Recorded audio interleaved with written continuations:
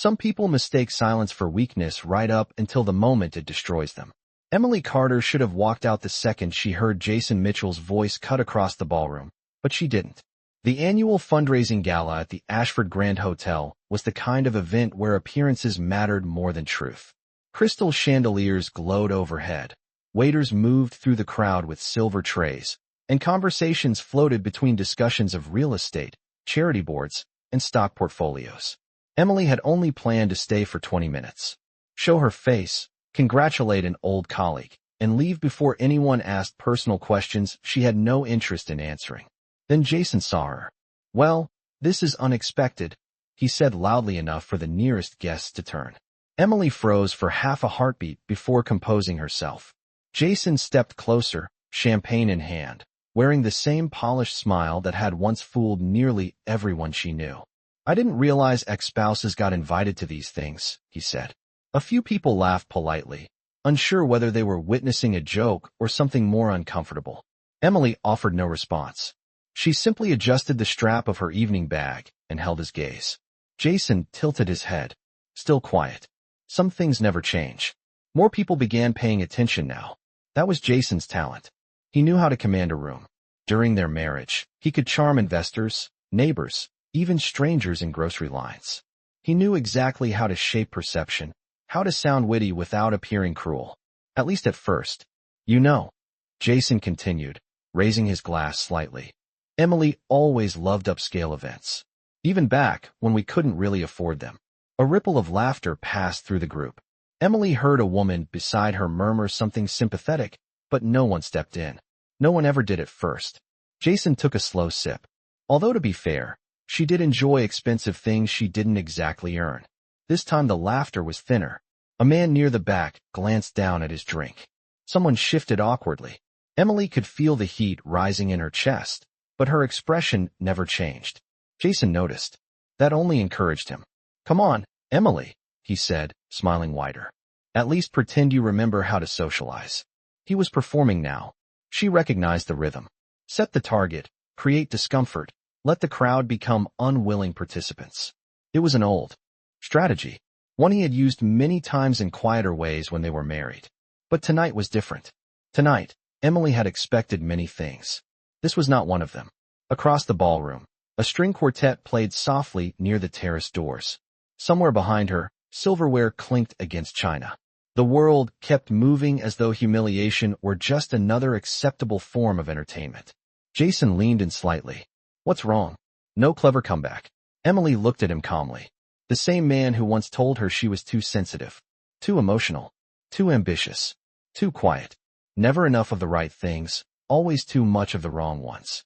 "I'm just surprised," Jason said, louder now, "that after everything, you'd actually show up somewhere I might be." Emily almost smiled at that. Not because it was funny, because he still believed the room belonged to him. A woman in a navy dress stepped closer to Jason. "Do we know the whole story?" she asked with a grin that suggested she wanted gossip, not truth. Jason chuckled. "Trust me, you'd need a full weekend." Another laugh. Emily glanced briefly toward the ballroom entrance. A tiny movement, almost unnoticeable. Jason caught it anyway. "Expecting someone?" he asked. She said nothing. "That's adorable," he replied. "Please don't tell me you brought moral support." More guests had formed a loose circle now, drawn by social gravity and discomfort. Jason thrived on the attention. Emily remained still, composed, unreadable. But inside, every second stretched longer. Because unlike everyone else in that room, Emily knew something was about to happen. And when Jason followed her line of sight toward the entrance, still smirking, he had no idea the worst moment of his evening hadn't happened yet. Jason had always believed confidence could rewrite history.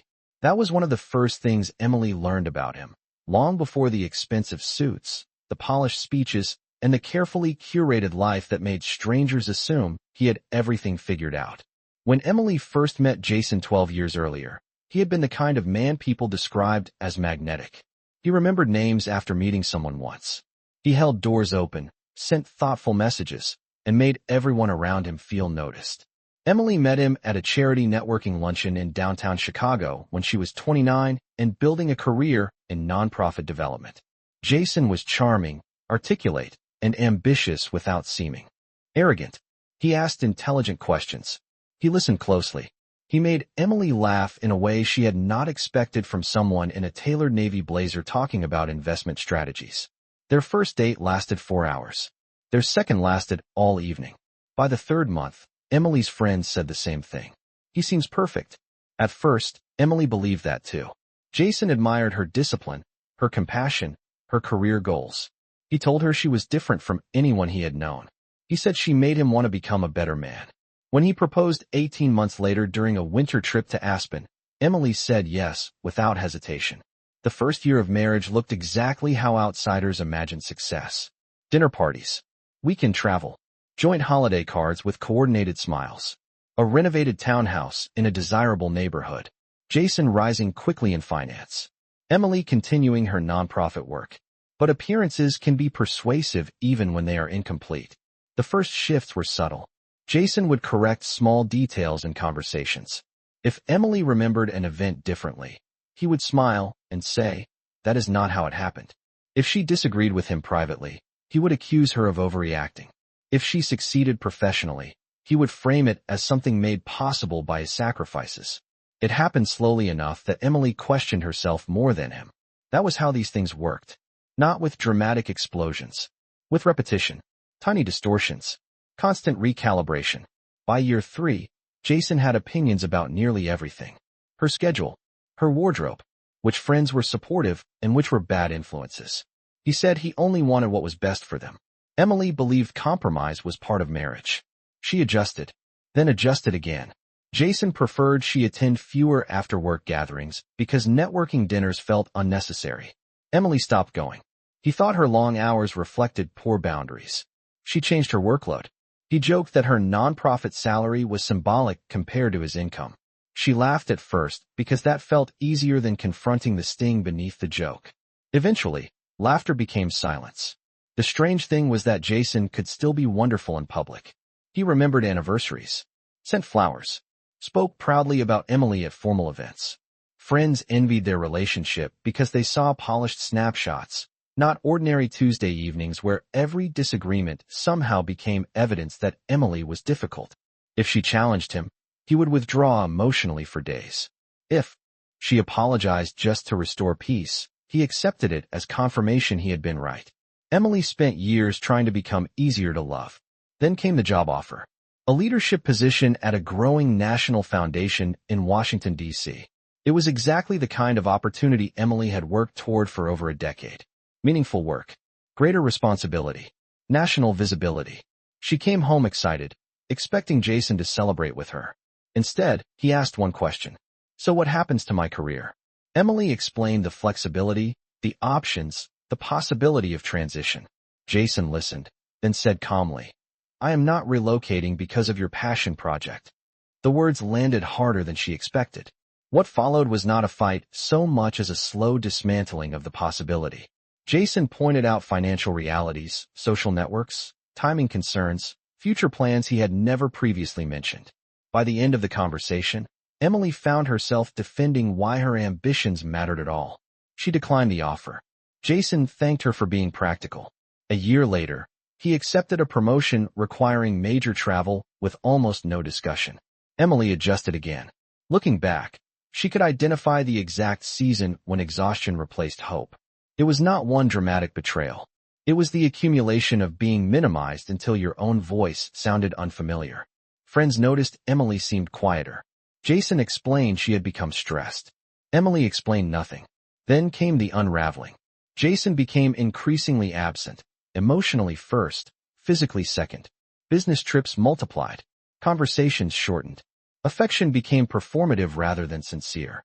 When Emily asked whether something had changed, Jason insisted she was imagining distance because she was insecure. She wanted to believe him. It is remarkable what people will rationalize when they are invested in preserving the story they built around someone. The divorce, when it finally happened, came with a version of events Jason presented confidently to mutual acquaintances. They had grown apart. Emily had become emotionally unavailable. The marriage had simply run its course. Clean language for messy realities. Emily did not publicly argue. She signed the papers, moved into a smaller apartment, started over professionally in ways no one considered glamorous.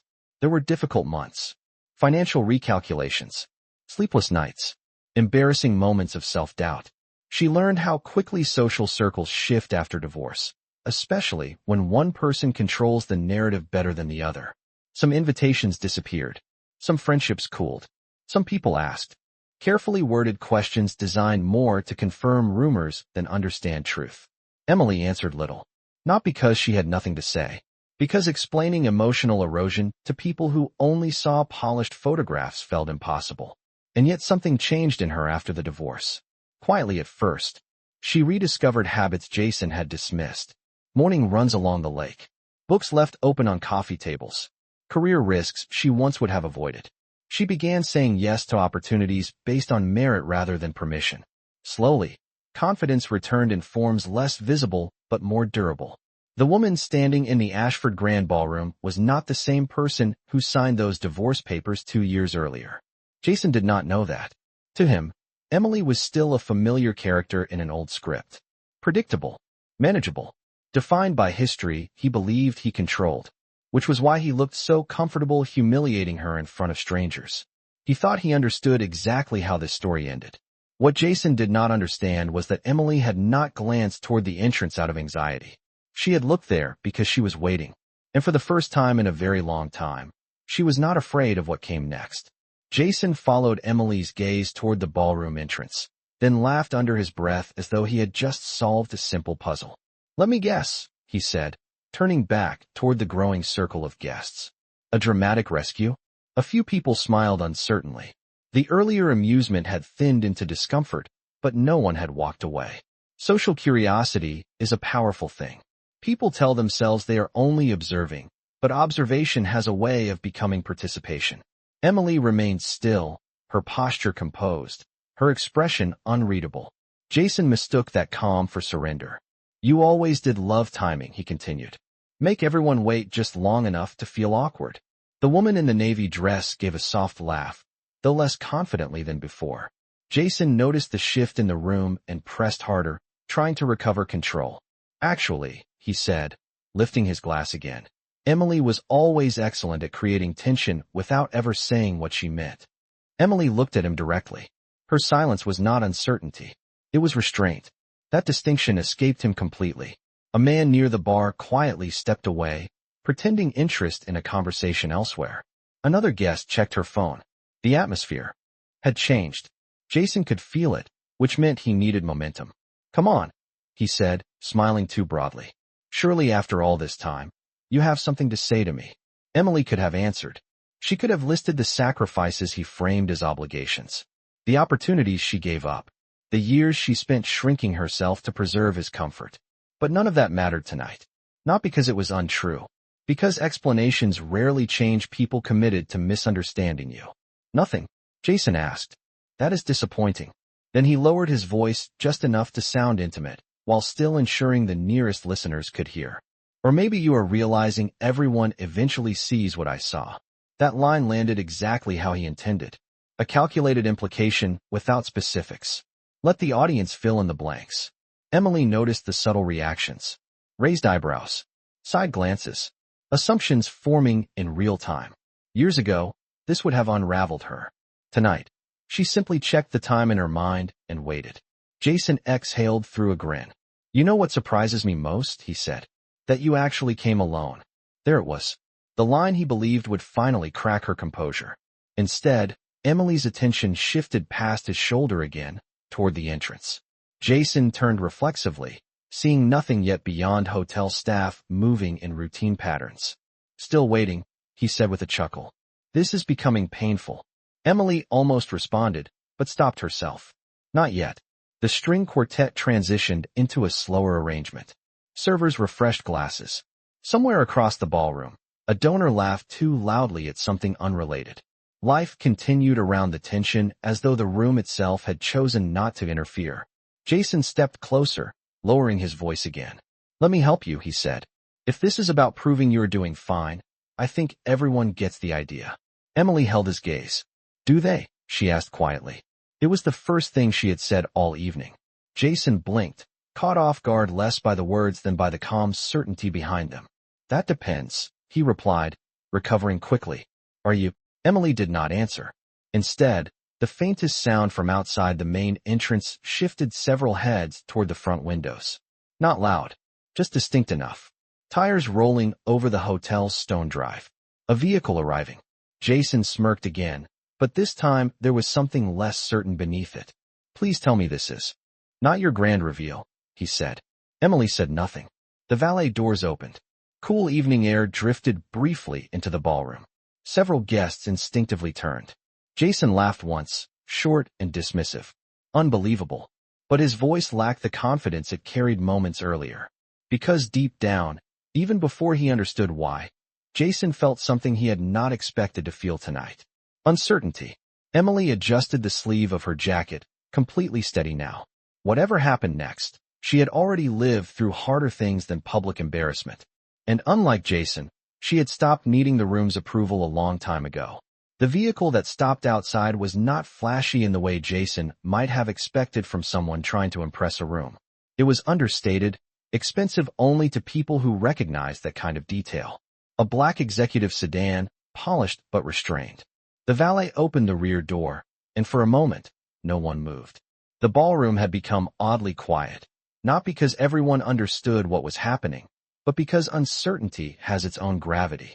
Jason let out a small, dismissive laugh. What now? He asked, though his tone had changed. Emily did not answer. A tall man in his early 50s stepped through the entrance wearing a charcoal suit with the easy confidence of someone accustomed to high-level rooms and difficult decisions. Silver touched his temples. His posture was straight, his expression focused. He was not scanning the room in the vague way newcomers often do. He was looking for someone specific. Jason leaned slightly toward Emily. Do you know him? Emily's face remained calm. The man crossed the ballroom with deliberate purpose, nodding briefly to people who seemed to recognize him. That changed everything before a single word was spoken. One guest straightened instantly. Another whispered something sharp into the ear of the woman beside her. Jason noticed. Who is that? He asked again, this time quieter.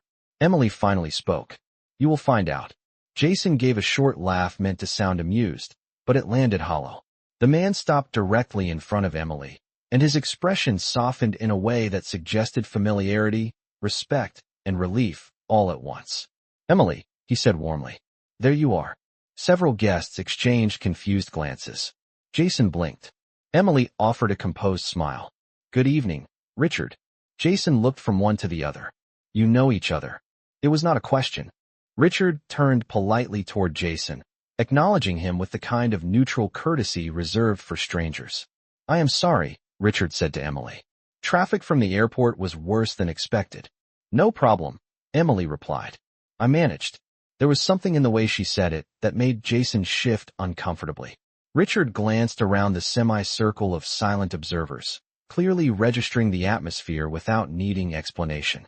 The board chair arrived early, he said. Everyone is asking for you. The woman in navy frowned. The board? She repeated under her breath. Jason stepped forward half a pace. Sorry, he said with a practiced smile.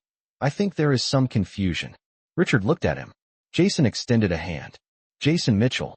Richard shook it briefly. Richard Ellison. Jason's expression changed almost imperceptibly. He recognized the name now. So did several others. Richard Ellison was not simply another guest. He was the executive chairman of the Ellison Foundation, one of the largest philanthropic organizations in the country, known for partnerships with hospitals, educational initiatives, and national grant programs. Jason had read articles about him, seen interviews, even referenced the foundation in professional conversations. The silence around them sharpened. Jason forced a laugh. Small world. Richard offered a polite nod, but returned his attention to Emily. We should head upstairs in a few minutes. The strategic review cannot begin without you. Jason stared. Without her? Richard looked mildly puzzled. Yes. Jason's smile tightened. Emily works with your foundation? Emily answered before Richard could. I do. The simplicity of her response somehow made it hit harder. Jason searched her face for irony. Since when? Long enough, Emily said. The woman in navy folded her arms. I thought Emily worked in nonprofit administration. Richard smiled slightly. That is one way to describe leading multi-state impact strategy. A quiet murmur moved through the nearby guests. Jason stared as if trying to translate a language he should understand, but suddenly could not. Leading what? He asked. Richard's expression remained composed. Emily serves as Senior Vice President of Strategic Programs. Jason actually laughed then, but only because disbelief had nowhere else to go. That is not possible. Emily tilted her head. Interesting phrase. Richard glanced between them, now understanding enough to recognize tension without asking for details. Emily joined us 18 months ago, he said calmly. Her restructuring work increased program efficiency nationwide. Frankly, I wish I had recruited her sooner. Jason's face lost color in subtle increments. 18 months, he repeated. The timeline landed with brutal precision. During the same stretch, Jason had assumed Emily was rebuilding quietly somewhere beneath his radar. She had entered executive leadership at one of the most respected foundations in the country. The assumptions in the room shifted almost audibly. The same people who had watched Emily absorb humiliation in silence were now recalculating everything they thought they understood. The woman in navy suddenly found her drink intensely interesting. Another guest who had laughed earlier took a slow step backward. Jason recovered enough to attempt a smile. Well, he said, Emily always did have surprises. Richard's gaze remained neutral, but cool. Some are overdue. Jason ignored the remark. You never mentioned this. Emily looked at him steadily. We have not exactly been exchanging updates. A faint ripple of awkward laughter passed through the crowd, but now it landed differently. Jason's social footing was slipping. I just mean, he said quickly, that is quite a career move. Yes, Emily replied. It was. Richard checked his watch. The board members from Boston joined early by video. They specifically requested your recommendations on the expansion package. Jason swallowed. Board members? Richard nodded as though discussing weather. The Pediatric Systems Initiative. Then he added, almost as an afterthought, Emily designed the framework. Jason had spent the last 20 minutes treating her like someone whose story had ended. Yet standing in front of him was a woman being summoned because national decision-makers were waiting on her expertise. Emily saw the exact second the realization became unavoidable. Not because Jason said anything. Because his posture changed. The certainty disappeared. In its place was something far less comfortable. Recognition. Not of her title. Of his own ignorance. Richard glanced kindly at Emily. Are you ready? Emily looked briefly around the room. Faces that had once watched in passive amusement now avoided eye contact. Jason opened his mouth, perhaps to explain, perhaps to reframe, perhaps simply to reclaim control. But before he could speak, a familiar voice from across the ballroom called out. Richard, is Emily finally here? We cannot start without our smartest person. Laughter followed, warm and genuine. Jason turned toward the source and saw 3 senior attendees near the private staircase, all clearly waiting for her. Emily reached for her coat. Calm, measured, entirely unchanged. On the surface. Yet the room no longer saw the same woman Jason had mocked minutes earlier. And Jason knew it. Jason stood very still, the way people do when they are trying to appear composed while their thoughts are racing far faster than their expression can conceal. A few minutes earlier, he had owned the emotional temperature of the room. Now the same guests who had quietly tolerated his performance were studying Emily with entirely different eyes. Respect moves quickly when status becomes visible. Emily understood that better than anyone, which was why she took no satisfaction in the sudden shift. Richard adjusted his cuff and nodded toward the staircase. We should head up soon. Emily gave a small nod, but Jason stepped forward before either could move. Wait. It was a simple word, but the tone had changed completely. Gone was the polished amusement. In its place was urgency wrapped in forced civility. Jason looked at Emily, then at Richard, then back again, as though the right arrangement of facts might somehow restore reality to a shape he preferred. You are Senior Vice President? Emily met his gaze. Yes. At the Ellison Foundation. Yes. Jason gave a small laugh that convinced no one. That is impressive. Emily said nothing. He continued because silence now worked against him instead of for him. I had no idea. That much is clear, Emily replied.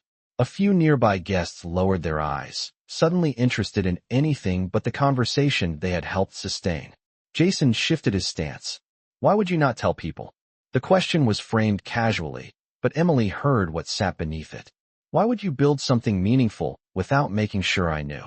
Because my life is not a press release, she answered. Richard looked away briefly, hiding what might have been the beginning of a smile. Jason exhaled. That is not what I meant. Emily raised an eyebrow but did not rescue him. The woman in navy, who had laughed at Jason's earlier comments, now attempted a bright tone. Emily, you really kept that quiet. Emily turned to her. You never asked. The woman gave an embarrassed half-laugh and stepped back. Jason tried another approach. I just think this is unexpected. For you? Emily said. That landed harder than anything dramatic could have. Jason's jaw tightened. Come on. That is unfair. Emily almost laughed at the word. Unfair. The irony was so complete it barely required acknowledgement. Richard glanced discreetly toward the staircase again, aware the board meeting could not wait forever, but he said nothing. He understood timing. Jason lowered his voice, attempting familiarity. Emily, can we talk privately for a second? We are talking. Privately. No, the answer was immediate.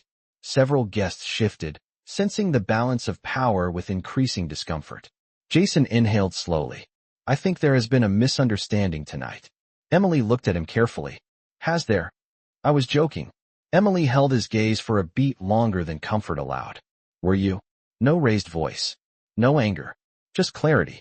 It was devastating because it left no room for theatrical defense.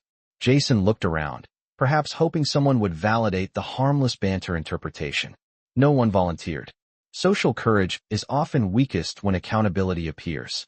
I did not mean anything by it, he said. That is usually how people describe unkind things after consequences arrive. Emily replied. A man near the bar quietly coughed into his glass. The woman in navy stared at the floor. Richard remained politely neutral, though his expression had cooled. Jason softened his tone further. Emily, that is not fair. We have history. Yes, she said. That is exactly why I understood what you meant. The words hung in the air. Not accusatory. Just undeniable. Jason looked genuinely unsettled now. You are making me sound terrible. Emily tilted her head slightly. I have not described you at all. The silence after that line was almost painful. Jason swallowed. For the first time all evening, he seemed aware that every sentence he offered only deepened the impression forming around him. He changed direction again. I am happy for you, he said quickly. Really? This is incredible. Emily considered him. Thank you. The simplicity of her response gave him nothing to work with. I mean it, he added. You always cared about making a difference. I still do. Jason nodded too fast. Right? Of course. He glanced at Richard. She was always smart. Emily noticed the phrasing. Past tense admiration offered now that her accomplishments carried external validation. Interesting timing, she said. Jason looked confused. What? That compliment seems newly available. A soft sound escaped someone nearby that might have been an involuntary laugh. Jason heard it. Color rose faintly in his face. That is not fair, he repeated. You keep using that word as though fairness has been central to your behavior. Jason opened his mouth, then closed it. Emily did not enjoy this. That surprised some people, perhaps. They expected triumph, maybe revenge. But what she felt was distance. The emotional version of stepping outside a house you once lived in and realizing it no longer belongs to you. Richard checked his watch again. Emily. She nodded. Jason saw the moment slipping and became less careful. So what? This is who you are now. Emily looked at him steadily. No. This is who I became after I stopped asking permission to grow. That hit harder than the title, the foundation, the executive respect. Because it was personal. Because somewhere in that sentence sat an uncomfortable truth Jason could not easily dismiss. The older gentleman near the staircase called down warmly. Emily, if you solve this budget issue tonight, I owe you dinner in Boston. Laughter followed. Familiar laughter. Respectful laughter. Jason stared toward the staircase as though each casual exchange confirmed another fact he had failed to imagine. Boston, he repeated. Emily adjusted her coat. We have regional partnerships. Jason looked at Richard again. She travels for this? Richard answered plainly. Constantly. Nationally. Internationally, when necessary. Jason blinked. Internationally. The repetition made him sound less like a participant and more like someone reading a script he had not rehearsed. I thought he stopped. Emily finished the sentence in her head. I thought you were smaller than this. But he did not say it aloud. He did not need to. The room understood enough. Jason's voice softened into something almost personal again. Why did you never tell me? Emily answered with complete calm. Because after the divorce, you made it clear my life was no longer your concern. Jason looked stricken in a way she had not expected. That is not what I meant. It is what happened. No drama. No embellishment. Just memory. Richard stepped half a pace closer, not protectively, simply practically. Time was moving. Jason noticed. Emily, wait. She paused, but only because she chose to, not because he commanded it. I was going through a lot too, he said. It was an old instinct. Recenter the conversation. Reframe context. Invite sympathy. Emily recognized it instantly. I am sure you were. Then you understand. Understanding someone's experience is not the same as excusing their behavior. Jason looked at her as though searching for the version of Emily who would soften the moment for his comfort. He could not find her. Around them, the guests had become quieter than ever. The reversal was complete, but not because Emily humiliated him. Because Jason had revealed himself in contrast to her composure. Richard spoke gently. Emily, they are ready. She nodded. Jason made one final attempt. Could we at least have coffee sometime? The question landed with startling intimacy in the silence. Emily studied him, not cruelly, simply honestly. The man in front of her was not the terrifying emotional force he once seemed. Just a person confronting consequences he never anticipated. She almost felt sorry for him. Almost. Jason's question lingered in the silence longer than it should have. Coffee.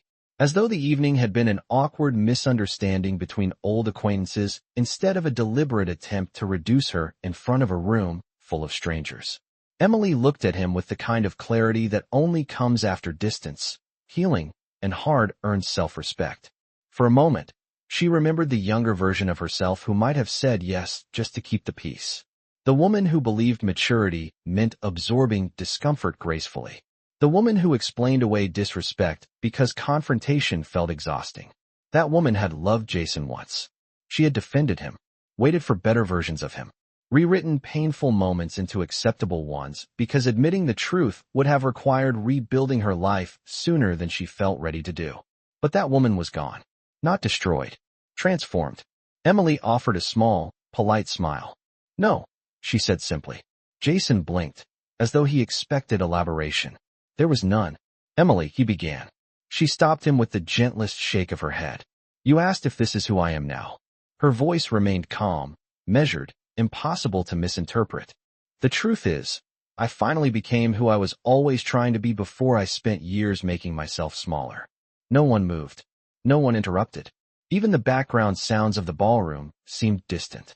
Jason looked at her as though trying to recover some version of control through language. But there was nothing left to negotiate. Emily continued, not to wound him, but to make something unmistakably clear. Success is not the point, she said. The title is not the point. The real difference is that I no longer stay in places where I have to earn basic respect. Jason lowered his eyes for the first time that evening. Richard said nothing, giving the moment the dignity of silence. Emily adjusted her coat and turned slightly toward the staircase, then paused one final time. You thought tonight would remind people who I used to be, she said. It only reminded me how far I have come. The words landed without cruelty, which somehow made them more powerful. Jason did not answer. Perhaps he could not. Emily turned and walked beside Richard toward the private staircase where the board members waited. As she crossed the ballroom, conversations did not resume immediately. People stepped aside. Some offered quiet smiles. Others avoided eye contact entirely, embarrassed by their own earlier silence. Emily did not need apologies from strangers. She had learned something important long ago. Not everyone who watches unfairness will intervene. But that does not mean they define the ending. At the top of the staircase, Richard held the door open and smiled. Ready? Emily took one final breath, steady and certain. More than ever. Then she stepped forward into the life she had built for herself, while behind her, in a room Jason once believed he controlled, he stood alone with nothing but the echo of his own assumptions.